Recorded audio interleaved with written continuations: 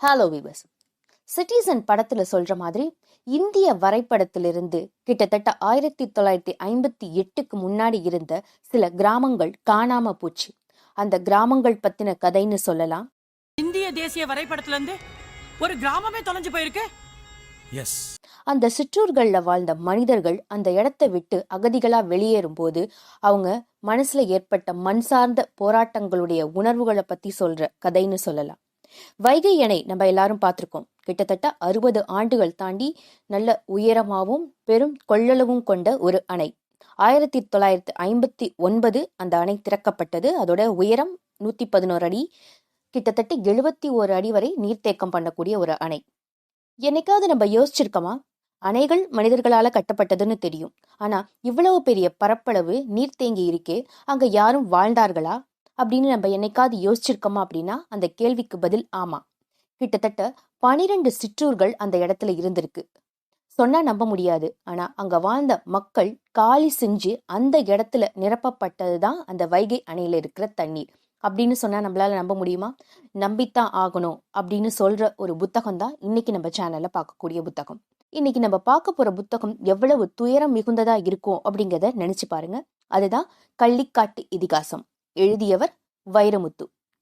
இதிகாசம் அப்படின்னாலே அதுல ஏதோ ஒரு உண்மைத்தன்மை இருக்கு அப்படிங்கிறது தான் அர்த்தம். இது வேற யாரோ காது வழியா கேட்ட கதையா இவர் எழுதியிருக்காரு அப்படின்னா இந்த புத்தகம் இவ்வளவு செம்மையா வந்திருக்குமா அப்படின்னு சொல்ல முடியாது. இது அவரே அந்த இடத்திலேருந்து அகதியா வெளிவந்த ஒரு ஆளா இருந்ததுனால மட்டும்தான் அவரால் இந்த ஒரு படைப்பை கொடுக்க முடிஞ்சுது அப்படின்னே சொல்லணும். அந்த இடத்தை விட்டு அவர் வரும்போது அவருக்கு 4 வயசு அப்படிங்கிறதையும் இந்த புத்தகத்துல அவர் குறிப்பிட்டிருக்காரு. அந்த சிற்றூர்ல நிறைய பேர் வாழ்ந்தாலும் அதுல ஒருத்தவங்களை மட்டும் மையமா வச்சு எழுதியிருக்கிறதா இந்த கள்ளிக்காட்டு இதிகாசம் அப்படிங்கிற புக். இந்த கதையோட மெயின் கேரக்டர் யாரு அப்படின்னா பேயத்தேவர் அப்படிங்கிறவர் தான் இந்த கதையோட மெயின் கேரக்டர். இந்த கேரக்டரும் ஒரு கற்பனை இல்லை அப்படிங்கிறத புத்தகத்தோட ஆரம்பத்திலே அவர் சொல்லிட்டாரு. அவர் இந்த கேரக்டரை எப்படி உருவாக்கியிருக்காரு அப்படின்னா அவரோட தாய்வழி தாத்தாவான பொன்னைய தேவரையும் அவங்க தந்தை வழி தாத்தாவா இருக்கிற சின்னாங்கி உடையார் தேவர் அவங்க 2 பேருடைய கேரக்டர்ஸை யூஸ் பண்ணி தான் அவர் இந்த பேயத்தேவர் அப்படிங்கிற ஒரு கதாபாத்திரத்தை உருவாக்கி இருக்கிறதா வைரமுத்து சார் அதுல குறிப்பிட்டிருக்காரு. இந்த மாதிரி நிறைய கேரக்டர்ஸ் இருக்காங்க. வண்டி நாயக்கர், முருகாயி, மொக்கராசு, செல்லத்தாயி, சின்னு அப்படின்னு. இது எல்லாமே அந்த கிராமத்துல வாழ்ந்த மக்களுடைய குணாதிசயங்கள் தான் அப்படிங்கிறதையும் அவர் இந்த புத்தகத்துல குறிப்பிட்டிருக்காரு. வாங்க இப்ப அந்த இதிகாசத்துக்குள்ள நம்ம போகலாம். கதையோட ஹீரோ பேயத்தேவர். கிட்டத்தட்ட 70 வயசு. கேட்கவே ரொம்ப சுவாரஸ்யமா இருக்கு இல்லையா? பேயத்தேவர் பத்தி சொல்லணும் அப்படின்னா உழைப்பு, நேர்மை, உடைந்து அழுதுவிடும் மென்மை, உடனே போராடும் ஆண்மை, வாழ்வில் உண்மை, வறுமையில் செம்மை, இவையெல்லாம் ஒன்று சேர்ந்தவங்க தான் யாரு அப்படின்னா பேயத்தேவர். அவரோட மகள் வழி பேரன் மொக்கராசு. கடைசி வரை தாத்தா கிட்ட எந்த ஒரு எதிர்பார்ப்பும் இல்லாத பழகுன ஒரு ஜீவன்னா அது மொக்கராசு தான் சொல்லணும். மொக்கராசு அப்பா சின்ன வயசுல இறந்துட்டாங்க. அம்மா மறுமணம் செஞ்சுக்கிட்டாங்க. மறுமணம் செஞ்சு போகும்போது அந்த புது அப்பா அந்த பையனை வளர்க்க முடியாதுன்னு சொன்னதுனால தாத்தாவே அந்த பையனை வளர்க்குறதா ஆணிச்சு. ஆனால் அம்மா விட்டு பிரிஞ்சு இருக்க முடியாத அந்த பையன் ஒரு கட்டத்தில் தற்கொலை முயற்சிக்கு கூட ஆளாகிட்டான். ஆனால் எப்படியோ தாத்தா அவனை காப்பாற்றி அவங்க அப்பா கிட்டேயும் அம்மா கிட்டேயும் போய் சேர்க்கிறதா அவனுக்கு உத்தரவாதம் கொடுத்தான். பேயத்தேவரோட மூத்த பொண்ணு செல்லத்தாயி. செல்லத்தாயை பற்றி சொல்லணும் அப்படின்னா அவருடைய வாழ்க்கையை 2ஆக பிரிச்சிடலாம். திருமணத்துக்கு முன், திருமணத்துக்கு பின் அப்படின்னு. ஏன்னா திருமணத்துக்கு முன்னாடி அவள் அப்படி வீட்டில் மாடு மாதிரி வேலை செய்வாளாம். ஒத்த ஆளாக இருந்து 10 படி சோளத்தை கூட திரிச்சிருவாளாம். அந்த மாதிரி ஊர் ஒம்புலேருந்து எல்லாத்துக்கும் ஆளாக நிற்பா. ஏன்னா திருமணமாகி கொஞ்ச நாள்லேயே அவருடைய கணவர் இறந்துட்டதுனால ஒரு 5 வருஷம் கழித்து அவளுக்கு மறுமணம் பண்ணுறதா பேசிக்கிட்டாங்க. அந்த திருமணத்துலேயும் அவளுக்கு பெரிய சந்தோஷம் இல்லை அப்படின்னு தான் சொல்லணும். அவருடைய கணவனும் ஒரு 15 பவுன் நகைக்காக மட்டும்தான் அவளை திருமணம் பண்ணிக்கிட்டான். அவளும் 5 பவுன் நகையை பேயத்தேவர் போட்டு கல்யாணம் பண்ணி கொடுத்தாரு. மீதம் இருக்கிற 10 பவுனை வாங்கிட்டு வான்னு சொல்லி அவளை அடிக்கடி அப்பா வீட்டுக்கு அடித்து அனுப்புகிற ஒரு கணவனாக தான் அவளுக்கு 2வது கணவனும் அமைஞ்சிருந்தான். ஏனோ மொக்கராசு 2வது திருமணம் பண்ணதுக்கப்புறம் அவங்க அம்மா கூட பேசுகிறதை நிப்பாட்டிட்டான். இந்த மாதிரி தான் போயிட்டுருக்கு பேயத்தேவருடைய மூத்தவங்களுடைய கதை. சில பேர் தான் பிள்ளைகளை பெறுறாங்களாம். பல பேர் 10 மாதம் சுமந்து பிரச்சனைகளை தான் பெற்றுக்கிறாங்க அப்படின்னு இந்த புத்தகத்தில் குறிப்பிட்டிருக்காரு. அந்த பிரச்சனை தான் யார் அப்படின்னா சின்னு அப்படிங்கிறது. இந்த சின்னுவை பற்றி சொல்லணும் அப்படின்னா பேயத்தேவருக்கு இருக்கிற மரியாதையை கெடுக்க வந்தவன் அப்படின்னு சொல்லலாம். ஊதாரி, சோம்பேறி, குடிகாரன் ஒரு கட்டத்தில் சாராயமே காய்ச்சி விற்கிற அளவுக்கு வந்துட்டான். ஒரு கட்டத்தில் என்ன ஆயிடுது அப்படின்னா, அவங்க நிலத்துல இருக்கிற புளிய மரத்தை 2 பேருக்கு தவறாக வித்தர்றான். ஒருத்தவங்களுக்கு 80 ரூபான்னு, இன்னொருத்தவங்களுக்கு 90 ரூபான்னு விற்று 2 பேரும் அந்த மரத்தை வெட்டிகிட்டு இருக்கும்போது பேயத்தேவர் நடுவில் பூந்து, யார் இதை விற்றாங்களோ அவங்கள்ட்டே போய் காசை வாங்குங்க அப்படின்னு சொல்லி ஊரை ஏமாத்துற ஒரு ஏமாத்துக்காரனாக அந்த சின்னு இருந்தான். ஏனோ தெரியல, மொக்கராசு கிட்ட மட்டும் அவன் ரொம்ப பாசமான ஒரு ஆளாக இருந்தான். மொக்கராசும் அப்படிதான், அவங்க மாமா மேலே ரொம்ப பாசமாக இருந்தான். அந்த பாசத்துக்கு எடுத்துக்காட்டா சின்ன ஒரு நாள் அவன்கிட்ட மனுஷனோட எலும்பு வேணும், போய் சுடுகாட்டில் எடுத்துட்டு வா அப்படின்னு சொல்கிறான். உடனே மொக்கராசு எதுவுமே கேள்வி கேட்காம சுடுகாட்டுக்கு நடுராத்திரி போய் அவங்க மாமனுக்காக எலும்பை தேடி போகிறான். அந்த எலும்பை தேடி சுடுகாட்டுக்கு போகிற அந்த அத்தியாயம் ரொம்பவே சுவாரஸ்யமாக இருந்தது அப்படின்னே சொல்லலாம். இந்த புத்தகத்தோட ஆரம்பத்திலேயே வைரமுத்து சாரும் குறிப்பிட்டிருக்காரு, அந்த சுடுகாடு பற்றின அத்தியாயம் எழுதுறதுக்கு நிஜமாவே அவர் சுடுகாட்டில் நைட்டு 12 மணிக்கு போய் உக்காந்து என்னெல்லாம் எப்படிலாம் அங்கே நடக்குது அப்படிங்கிறத பார்த்து தான் அதை எழுதியிருக்கேன் அப்படின்னு சொல்லியிருக்காரு. வாங்க அதில் ஒரு சில வரிகளை நம்ம பார்க்கலாம். மனுஷன் வாழ்க்கையிலே நல்ல இடம் சுடுகாடு தான். மனசு மட்டுப்படுவது அங்கேதான். செத்துப்போனவனுக்கு நிரந்தரமான நிம்மதியும், வீடு திரும்புகிறவனுக்கு இத்தினூண்டு ஞானமும் தருகிற உலகத்தின் பழைய பள்ளிக்கூடம் அதுதான். இதுதான் சுடுகாடு பற்றி அவர் கொடுத்துருக்கிற முன்னுரை. அப்படி சுடுகாடை பற்றி சொன்னதுக்கப்புறம் அங்கே இருக்கிற வெட்டியான் தொத்தனை பற்றியும், அவங்களுடைய மூதாதையர்கள் அங்கே எப்படி வாழ்ந்தாங்க அப்படிங்கிறத பற்றியும் நிறைய கதைகள் அந்த சுடுகாடு சம்மந்தமாக அதில் எழுதியிருப்பாங்க. கடைசியாக எப்படியோ பேசி எரிஞ்சிட்ருக்க சவத்துலேருந்து ஒரு எலும்பை அங்கே இருக்கிற வெட்டியான்கிட்டேருந்து வாங்கி மொக்கராசு அவங்க மாமனுக்கு கொடுக்கறதுக்காக எடுத்துகிட்டு வரான். ஆனால் வர்ற வழியில் பேயத்தேவர்கிட்ட மாட்டிக்கிறான். அது அடுத்த கதை. இந்த இது எதுக்காக சொல்கிறேன் அப்படின்னா, அந்த அளவுக்கு மொக்கராசும் சின்னுவும் ரொம்ப பாசம் மிகுந்தவர்களாக தான் இந்த கதையில் முழுக்க முழுக்க வருவாங்க. அடுத்தது பேயத்தேவருடைய மகள் யார் அப்படின்னா மின்னல். மின்னலோட வாழ்க்கையில் எந்த ஒரு பிரச்சனையும் இல்லை. அவளுக்கு திருமணம் பண்ணி கொடுத்ததுலேருந்து அவளோட கணவன் அவனை ரொம்ப நல்லபடியாக பார்த்துட்ருக்கிறார். அங்கேயும் கஷ்டம்தான், ஆனால் அவன் அந்த கஷ்டத்தை மனப்பூர்வமாக ஏற்றுக்கிட்டான். அவன் கணவன் இருக்கிறத வச்சு சந்தோஷப்படுற மாதிரி ஒரு ஆள். ஆனால் ஒரு கட்டத்தில் என்ன ஆயிடுது அப்படின்னா, ஊர் தகராறில் ஒருத்தவனை வெட்டிட்டு அவர் ஜெயிலுக்கு போகிற மாதிரி ஒரு சந்தர்ப்பம் உருவாகுது. அதனால மின்னலு தன்னோட கை குழந்தைய அழைச்சிக்கிட்டு அவனுடைய அப்பா கிட்ட தஞ்சம் அடைகிறான். அடுத்தது பேயத்தேவருடைய சம்சாரம் அழகம்மா. அழகம்மாவை பற்றி சொல்கிறதுக்கு நிறைய விஷயங்கள் இருக்குது. பேயத்தேவருக்கு ஏற்ற ஆள் அப்படின்னே சொல்லலாம். எதனால் அப்படின்னா, பேயத்தேவரும் அவளும் சேர்ந்தே அவங்க இப்போ இருக்கிற வீட்டை கட்டி முடிச்சாங்களாம். இவர் கொத்தனார் வேலை பார்த்தா, அவள் சித்தாள் வேலை பார்த்துருக்கா. அந்த மாதிரி ஒரு வீடே கட்டி முடிக்கிறதுக்கு பேயத்தேவருக்கு உறுதுணையாக இருக்கா. அவள் சமைச்சா 10 ஊரும் உட்காந்து சாப்பிடுமா. அவ்வளோ மணக்க மணக்க அவளோட சமையல் இருக்குமா. ஒரு நாள் ஏர் உழுவுறதுக்கு ஒரு மாடு தான் இருக்குது, இன்னொரு மாடு இல்லைன்னு பேயத்தேவர் சோர்ந்து உட்காந்தப்போ அவளே இன்னொரு மாடை ஏரை தன் மேலே பூட்டிக்கிட்டு அந்த நிலத்துல ஏறு உளுந்திருக்கா. அந்த மாதிரி ஒரு உழைப்பாளி பேயத்தேவருக்கு ஏத்த ஜோடின்னு சொல்லலாம். ஆனால் இப்போ அவளோட நிலைமை ரொம்ப கவலைக்கிடமாக இருக்குது. ரொம்ப படுத்த படுக்கையாக ஆயிட்டா. ஆனாலும் முடியாத சம்சாரத்தை அவர் ஒரு நாளும் பார்க்காம விட்டதில்லை. வேலை முடிச்சுட்டு வந்த உடனே சம்சாரத்துக்கு தேவையானதை செய்கிறது, அவளுக்கு சாப்பாடு ஊற்றுறதுன்னு அவர் அவளை நல்லபடியாக பார்த்துட்ருக்கிறாரு. ஒரு கட்டத்தில் என்ன ஆயிடுது அப்படின்னா, அவருடைய சம்சாரமும் தவறிடுறாங்க. அழகம்மா இறந்ததுக்கப்புறம் பேயத்தேவர் அவருடைய நினைவுகள்லேயே வாழ ஆரம்பிச்சிட்டாரு. அவள் இறந்து போகும்போது அவள் கட்டியிருந்த சேலையை தன்னோட தலையணையாக மாற்றிக்கிட்டாரு. அதில் அவளோட வாசனை இருக்கிறதா அவர் நினச்சிட்டு இருப்பார். ஒரு மனைவி அப்படிங்கிறவ ஒருத்தவங்களுக்கு எவ்வளவு முக்கியம் அப்படிங்கிறதையும் இதில் எழுத்தாளர் குறிப்பிட்டிருக்காரு. பெற்றவர்கள் மறைந்து போக, உடன் பிறந்தவர்கள் அவரவர் பிழைப்பு தேடி ஒதுங்கி போக, நல்லது கெட்டதுகளுக்கு மட்டுமே சுற்றங்கள் வந்து சூழ்ந்து விலகி போக, பெற்று வளர்த்த பிள்ளைகள் கிழவன் கிழவி செத்தா சொல்லிவிடுங்க என்று கண்ணுக்கு தெரியாத தங்களின் இன்னொரு தொப்புள் குடியையும் அறுத்து கொண்டோட, உடம்பிலுள்ள உறுப்புகள் ஒவ்வொன்றாய் ஆழவிடு சாமி என்று அதனதன் செயல்பாட்டை நிறுத்தி கொள்ளும் பொழுது, மனைவியின் மடிசாய்கின்ற கணவன், கணவனின் மடிசாய்கின்றாள் மனைவி. அப்படி ஒரு உன்னதமான உறவு தான் கணவன் மனைவி உறவு அப்படிங்கிறத இது ரொம்ப தெளிவாக எழுத்தாளர் குறிப்பிட்டிருப்பார். அப்படி தான் பேயத்தேவரும் அழகம்மாவும் வாழ்ந்து வந்தாங்க அப்படின்னு சொல்லலாம். அழகம்மாவுடைய இழப்பு பேயத்தேவருடைய வாழ்க்கையில் ரொம்ப இடிவிழுந்த மாதிரி ஒரு இழப்பு தான் அப்படின்னு சொல்லணும். இந்த மாதிரி பல இழப்புகளை பேயத்தேவர் பார்த்துட்டாரு. ஒரு கட்டத்தில் அவருடைய மாடுகளையும் கடன்காரங்க இழுத்துட்டு போவாங்க.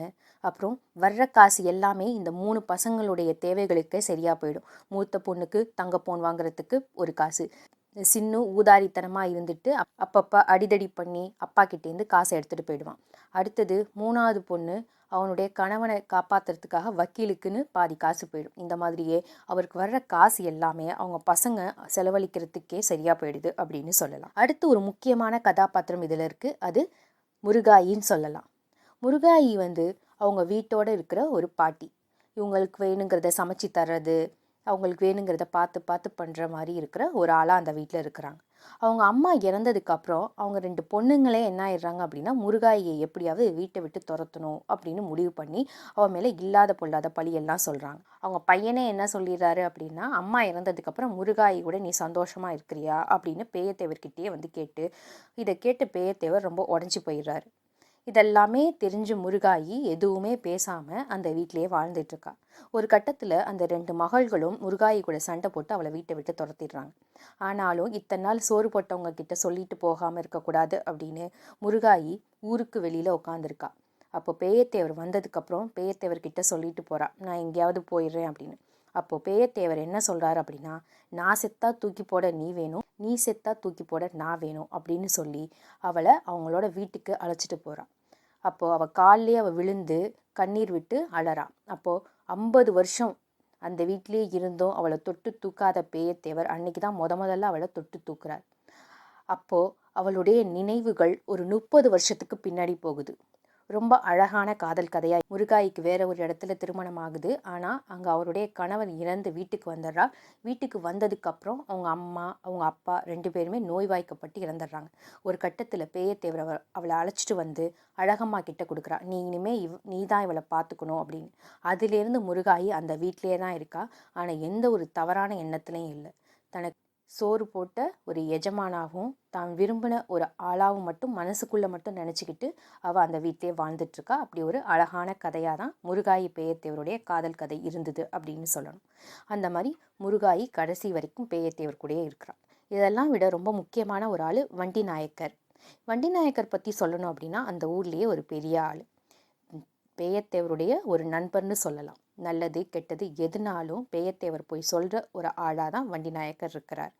ஆனால் அவர் வாழ்க்கையிலையும் நிறைய சோகங்கள் இருக்குது. அவருடைய மனைவி புத்தி சுவாதீனம் இல்லை. பேயத்தேவருக்கு ஏதாவது காசு பிரச்சனை அப்படின்னா நேராக அவர் போய் நிற்கிற இடம் யாராக இருக்குது அப்படின்னா வண்டி நாயக்கருடைய வீடாக தான் இருக்குது. இந்த மாதிரி பல சொந்தங்களுடையும் நண்பர்களுடையும் வாழ்ந்து வர்றாரு பேயத்தேவர். ஒரு கட்டத்தில் என்ன ஆயிடுது அப்படின்னா, வர்ற காசு எல்லாமே கடன் அடைக்கவும் பசங்களுடைய தேவைகளுக்குமே போயிட்டுருக்கு. இப்படியே போனால் என்ன ஆகுறதுன்னு சொல்லிட்டு யோசிச்சுட்டு இருக்கும்போது அவருடைய நிலமும் ஒரு பாதி நிலமும் அவர் வாங்கின கடனில் போயிடுது. இதனால அவர் என்ன யோசிக்கிறாரு அப்படின்னா, மீதி இருக்கிற வெறும் கரிசல் காடாக இருக்கிற இந்த நிலத்தை நம்ம உழுது பெரிய விளையும் பூமியாக மாற்றணும் அப்படின்னு நினச்சி அந்த இடத்துல கிணறு தோண்ட ஆரம்பிக்கிறாரு. கிணறு தோன்றது அப்படிங்கிறது ஒரு சாதாரண விஷயம் கிடையாது. ஆனாலும் தாத்தாவும் பேரனும் சேர்ந்து கிட்டத்தட்ட 6லேருந்து 9 மாசத்துல ஒரு கிணறையே தோண்டி முடிச்சிடுறாங்க. அதுக்கப்புறமேட்டுக்கு அவருடைய வாழ்க்கையே தலைகீழாக மாறுது. எப்படி மாறுது அப்படின்னா, அதில் எப்போ பார்த்தாலும் அந்த கிணறுல தண்ணி எடுத்துக்கிட்டே இருக்கு. அதனால அவர் தரிசா கிடந்த அந்த நிலத்தை உழுது பயிரிட்டு நல்ல முப்போகம் விளையிற நிலமா மாத்துறாரு. அப்போது பேயத்தேவருடைய கையில் கொஞ்சம் காசு பொருள ஆரம்பிக்குது. அப்போது அவங்களோட பிள்ளைகளோட தேவையெல்லாம் கொஞ்சம் கொஞ்சமாக அவர் தீர்க்கிறாரு. இன்னும் கொஞ்சம் காசு சேர்த்து வச்சிட்ருக்காரு. அந்த கடனில் போன அந்த நிலத்தையும் மீட்டெடுக்கணும் அப்படின்னு சொல்லி வாழ்க்கை நல்லபடியாக போயிட்டுருக்கு. ஆனால் நம்மளுடைய கதை அது இல்லை இல்லையா? நம்ம அடுத்து பார்க்க போகிறது அணை கட்ட போகிற அந்த விஷயம். அப்போதைக்கு அவரோட வாழ்க்கையில் இடி விழுந்ததுன்னு சொல்லலாம், இல்லை அவரோட அடிமடியிலேயே கை வச்சுட்டாங்க அப்படின்னு சொல்லலாம். இந்த வாட்டி அடிமடியில் கை வச்சது அவங்களோட பிள்ளைங்க இல்லை, சர்க்கார் கவர்மெண்ட்டே அதுக்கான வழியை செஞ்சிருச்சு. அதுலேருந்து தான் அவங்க வாழ்க்கையிலையும் இப்போது இடி விழுந்தது பேயத்தேவருடைய வீட்டில் மட்டும் கிடையாது.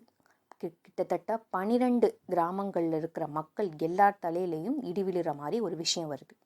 அது என்னது அப்படின்னா, சர்க்கார் என்ன சொல்லிடுறாங்கன்னா, நீங்கள் இருக்கிற இடத்த விட்டு காலி பண்ணணும், இங்கே ஒரு பெரிய அணை வரப்போகுது அப்படின்னு. முதல்ல சொல்லும்போது யாருமே நம்பலை, அதெல்லாம் நடக்காது அப்படிங்கிற மாதிரி இருந்தாங்க. ஆனால் ஒரு கட்டத்துக்கு அப்புறம் மனிதர்கள்லாம் இறங்கி வேலை செய்ய ஆரம்பித்ததுக்கப்புறம் அவங்க கொஞ்சம் கொஞ்சமாக நம்ப ஆரம்பித்தாங்க. அப்போ தான் அவங்களோட போராட்டம் ஆரம்பிக்குது. போராட்டம் எப்படி நடக்குது அப்படிங்கிறத இந்த புத்தகத்தில் ரொம்ப தெளிவாக சொல்லியிருப்பாங்க.